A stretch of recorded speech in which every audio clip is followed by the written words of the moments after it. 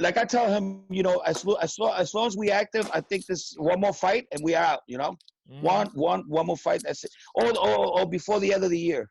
Right. Could it be the Devin Haney fight? No Devin Haney fight. No Devin Haney fight. Yeah. You know, Bob says that he could make the fight happen in September. Let's see what happens with Loma. Right. Oh, so now we're going back to that? Nah. Yeah. Let's see what happens. But the most important fight for us is Loma. Right. You know, if we need a tune-up fight, then we get Devin, you know, but let's see what happens.